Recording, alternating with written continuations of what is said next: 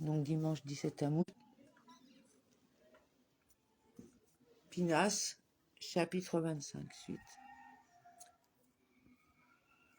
L'Éternel parla ainsi à Moïse. Pinas, fils d'Élazar, fils d'Aaron, le pontife, a détourné ma colère de dessus les enfants d'Israël en se montrant jaloux de ma cause, au milieu d'eux, en sorte que je n'ai pas anéanti les enfants d'Israël dans mon indignation. Pinas, fils d'Élazar, fils de Aaron, le pontife, étant donné que les tribus se moquaient de lui. Avez-vous vu ce fils de Pouti, celui dont le grand-père maternel Yitro engraissait Pithem, dévot pour l'idolâtrie, tuer le prince d'une tribu d'Israël? Le texte retrace ici sa généalogie depuis Aaron, Sanhedrin 82b. En étant jaloux de ma jalousie, en assouvissant ma vengeance, en assumant la colère que j'aurais dû manifester moi-même. Toutes les fois que le texte parle de jalousie, il s'agit d'être enflammé de passion pour venger une cause, en français médiéval, empruntement. C'est pourquoi tu annonceras que je lui accorde mon alliance amicale, mon alliance de paix. Qu'elle lui soit une alliance de paix. De même que l'on témoigne sa reconnaissance à quelqu'un qui nous a fait du bien. De même, le Saint béni soit-il lui offre ici sa paix. Lui et sa postérité après lui posséderont comme gage l'alliance du sacerdoce à perpétuité parce qu'il a pris parti pour son Dieu et procuré expiation aux enfants d'Israël.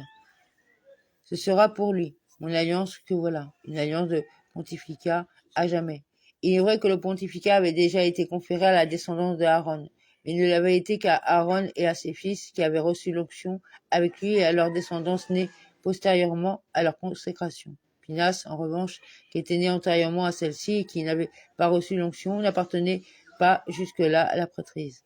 C'est ce que nous apprenons dans le traité Zévarim 101b. Pinas est devenu Cohen qu'après avoir tué Zimri pour son Elohim, pour la cause de son Elohim, comme dans « Es-tu jaloux pour moi » Supra 11.29. Je suis jaloux pour Sion.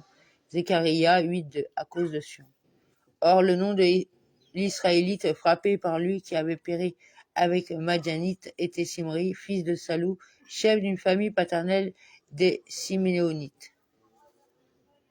Et le nom de l'homme d'Israël, la même où le texte rappelle les origines familiales du juste pour en dresser l'éloge. Ici, celle de l'impie pour lui faire honte, Midrash Tauma. Prince de la maison paternelle du Shimoni, de l'une de ces 5 maisons paternelles qui formaient la tribu de Shimon. Autre explication, le texte brosse ici l'éloge de Pinas en ce que, bien que Zimri fût prince, il ne s'est pas retenu de venger la profanation du nom divin. Voilà pourquoi le texte fournit l'identité de celui qui a été tué. Et la femme qui avait été frappée de Madianite se nommait Korzbi, fille de cour qui était chef des peuplades d'une famille paternelle de Madian. Et le nom de la femme frappée, pour t'apprendre la haine que leur vouaient les Midianis, qui ont prostitué la fille d'un roi, à seule fin d'entraîner Israël au péché, Midrash Tauma, chef de peuple, un des 5 rois de Midian. Et oui, et Rekem, et Sur, et Our, et Reva, 5 rois de Midian, Infra 31.8. C'était lui le plus renommé de tous, puisqu'il était créé chef de peuple, étant donné toutefois qu'il s'est déshonoré en prostituant sa fille. Il figure ici qu'en 3e place, Midrash Tauma. Une maison paternelle. Midian comptait 5 maisons paternelles. Epha, Epher, Hanok, Avida, Eldaa. Bereshit 25.4. Et celui-là régnait sur l'une d'elles. L'Éternel parla ainsi à Moïse. Attaquez les Midianites et taillez-les en pièces. Harcèle, Tsehor. Le verbe est à la forme précantative, comme dans Souviens-toi, Zakor, chez Mode 28, ou garde, Chamor, Devarim 5.12. Il vous incombe de les traiter en ennemis, car ils vous ont attaqué eux-mêmes par les ruses qu'ils ont machinées contre vous au moyen de Péor et au moyen de Korzbi, la fille du prince Madianite, leur sœur, qui a été frappée le jour de la mortalité à cause de Péor. Car ils vous harcèlent en raison de Péor, en prostituant leur fille afin de vous attirer vers le culte de Péor. Mais il n'a pas ordonné d'exterminer Moab, et ce à cause de Ruth, qui en serait un jour issue, comme expliqué dans le traité Baba Kama 38b. Chapitre 26. Or, à la suite de cette mortalité, l'Éternel dit à Moïse et à Lazare, fils d'Aaron, le pontife, ce qui suit. Ce fut après la plaie. Cela ressemble à un berger, le troupeau a été attaqué par des loups, lesquels ont tué plusieurs têtes de bétail.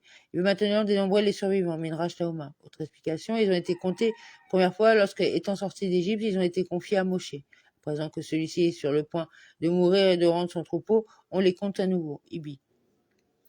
Faites-les relever de la communauté entière des enfants d'Israël depuis l'âge de 20 ans et au-delà par famille paternelle de tous ceux qui sont aptes au service en Israël. Selon la maison de leur père, c'est la tribu du père et non celle de la mère qui fixe la lignée familiale. Baba Batra 109b. Moïse et Elazar, le pontife, leur en firent part dans les plaines de Moab, au bord du Jourdain, faisant face à Jéricho en disant Moshe parla, et Elazar, le pontife, à eux.